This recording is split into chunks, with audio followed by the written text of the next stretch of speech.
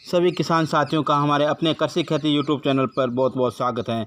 किसान साथियों, आज हम बात करेंगे सोयाबीन की फसल में फूल आते समय कौन से बायो फर्टिलाइजर का उपयोग करें जिससे हमारी सोयाबीन की फसल में फ्लावर अच्छी तरह आए, फूल खरे नहीं और फूलों की संख्या बढ़ जाए। तो किसान साथियों, जैसे कि हम देख रहे हैं इस सोयाबीन की फसल में फ्लावरिंग स्टेज शुरू हो चुके हैं, फूल आ रहे हैं। तो हमें इन फूलों की संख्या कैसे बढ़ाए और इनका आकार कैसे बढ़ाए, कैसे अधिक पैदावार ले। तो किसान साथियों, कृपया वीडियो को पूरा देखें। अगर आपने अब तक सब्सक्राइब नहीं किया है तो सब्सक्राइब करें और लाइक करें। किसान साथियों, हमारे सोयाबीन की फसल में फूलों की संख्या बढ़ाने के लिए तथा फूलों को झड़ने से रोकने के लिए हमें बायर कंपनी से बना हुआ प्लानोपिक्स 4 से 5 ml प्रति टंकी उपयोग करना है।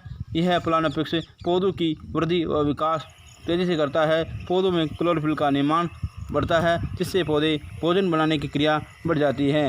इसके अलावा प्लानोपिक्स के उपयोग करने से हमारे पौधों में फल और फूलों का झड़ना कम हो जाता है, फूलों की संख्या बढ़ जाती है, फूल पूर्ण रूप से विकसित हो जाते हैं, फलियों का आकार बढ़ जाता है, फलियों की संख्या बढ़ जाती है, फलियों में दानों की संख्या बढ़ जाती है और दानों का आकार बढ़ने के साथ साथ उनमें चमक भी आ जाती है। मेरे किसान साथियों, इसके प्लानोपिक्स के अलावा गर्डा कंपनी का चमत्कार टॉनिक भी आता है।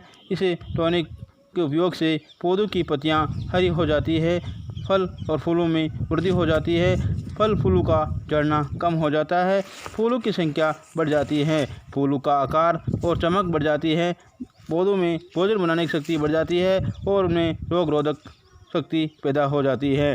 इसके अलावा किसान साथियों, सिजेंटा कंपनी का इसाबोइन टॉनिक आता है। यह भी फल फूलों का झड़ना कम कर देता है, पौधों को समुचित विकास करता है, पौधों में रोग रोधक क्षमता पैदा कर देता है। मेरे किसान साथियों, इसके अलावा यूपीएल कंपनी का मैक्रोन टॉनिक आता है। यह भी पौधों में फल फूल को झड़ने से रोकता है, फलों के रंग में चमक लाता है, दानों और फलों का आकार बढ़ा देता है, पैदावार में वृद्धि करता है, पौधों में भोजन बनाने की क्रिया तेज हो जाती है जिससे पौधों की पैदावार अच्छी होती है, पौधों में रोग रोधक क्षमता पैदा होती है। इस मैक्रोनी को 30 ml प्रति टंकी काम में लेना है और प्लानोपिक्स को 4 से 5 ml काम में लेना है।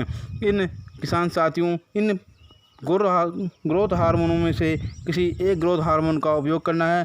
जैसे कि हम देख रहे हैं सोयाबीन की फसल में कहीं कहीं पत्तों में छेद हो रहा है, लगता है इस सोयाबीन की फसल में कीटों का प्रकोप है। अतः हमें इस बायो फर्टिलाइज़र के साथ में ग्रोथ हार्मोन के साथ में इंसेक्टिसाइड का भी प्रयोग करना चाहिए जिससे इन रस चूसक कीटों का नियंत्रण कर सके।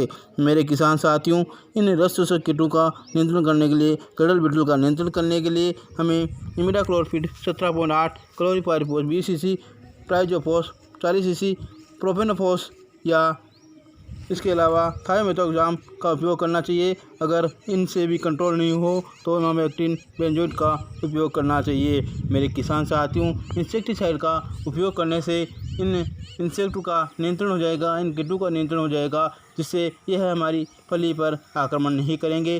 कडल बिटल का नियंत्रण होने से हमें पैदावार 30 से 40% बढ़ जाएगी। मेरे किसान साथियों, इस तरह हम एक बार में हमारी फसल को 2 काम कर सकते हैं। एक तो हम बायो फर्टिलाइजर देकर फसल की फूलों की संख्या बढ़ा सकते हैं और दूसरा हम कीटों का नियंत्रण करके हमारी फसल में कीटों को आक्रमण को रोक सकते हैं।